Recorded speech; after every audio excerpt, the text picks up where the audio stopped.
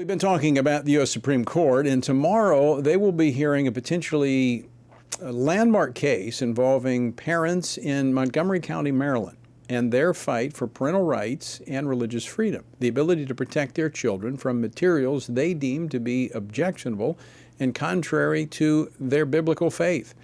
What's at stake in this case? So here now to share more is Meg Kilgannon, Senior Fellow for Education Studies at the Family Research Council. Meg, welcome back to Washington Watch. Thanks for joining us.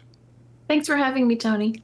All right, so explain this case. This is something you've been tracking from the very beginning as parents began to complain and raise concerns about what their children were being forced to view and to be taught. Right. So this case is a situation of the school system and the parents talking past each other and not agreeing on the terms of the discussion.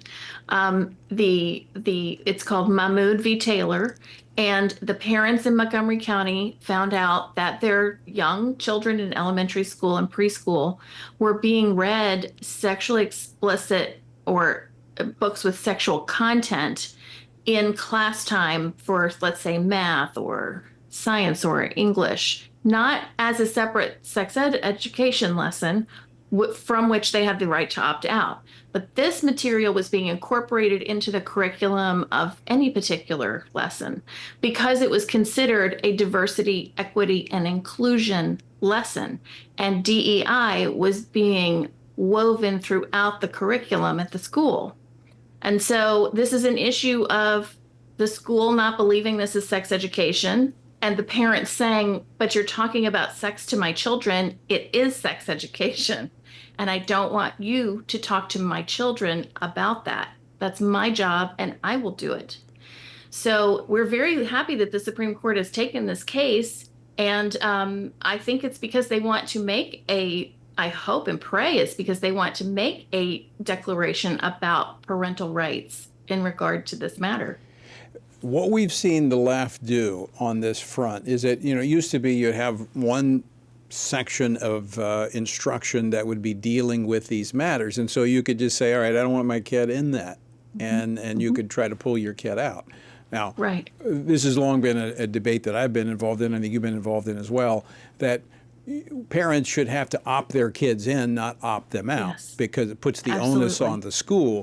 But in this case, it is intertwined with everything. I mean, even in math and reading, almost every subject matter, they have found a way to interject this liberal and this ideology that runs counter to the values of many of the parents.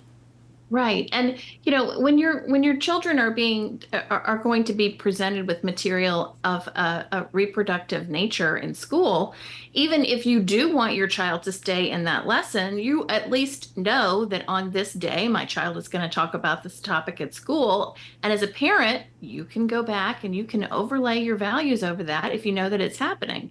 Right. But these parents have no idea that it's happening unless their child happens to come home and ask them a question, which means that someone is presenting a value system to your child and they're taking it. I always want my children to obey the teacher when they're at school, right? I want them to listen. I want them to learn, right? So we're talking about elementary school children who are being told things that are contradictory to these parents' faith, to their moral values, in some cases to common sense, and then they have no way of addressing this at home with their children after it's done. So this is a very significant assault on parental authority. Right. It is driving a wedge between parent and child. And absolutely. Of course, that has been a fixation of the left for a long time. So let's talk about the implications of this case potentially beyond Montgomery County.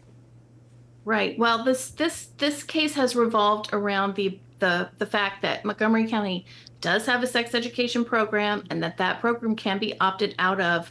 And so this court case is simply asking that these parents have the right to opt out of these materials. From my point of view, I wish that they were being asked to not teach this at all, right? And that certainly is what the Trump administration is doing when it is doing a lot of investigations and things. They have their DEI reporting portal at the Department of Education now, It's really, we don't want this taught in schools. It's not diverse, it's not equitable, and it's not inclusive. It's divisive, and we don't want it taught. But as we've talked about, how this is so, it's like a weed. It's just everywhere. It's got roots everywhere.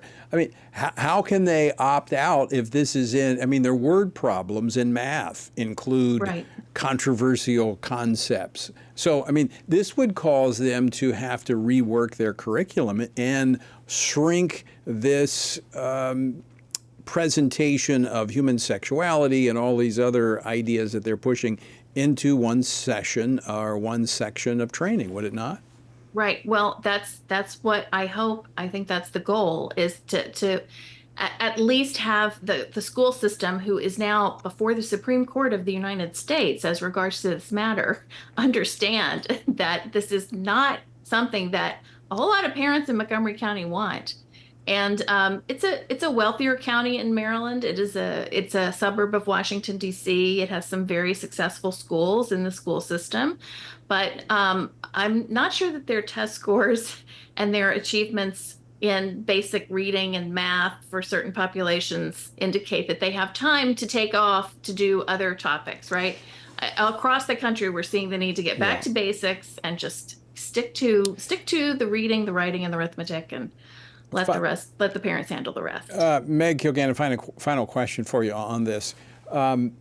This is an example of the difference parents can make when they show up. This goes back a number of years, but they were showing up to school board meetings, became controversial, but eventually, because there were parents who were willing to stand up and take the opposition and the heat, they're getting their day in court. Yes, thanks be to God, they are. So this is another example of, folks, why you need to stand up for what is right. It might not be in vogue today, but maybe tomorrow people will come to their senses. Meg Kilgannon, thanks so much for joining us. Thanks for having me, Tony.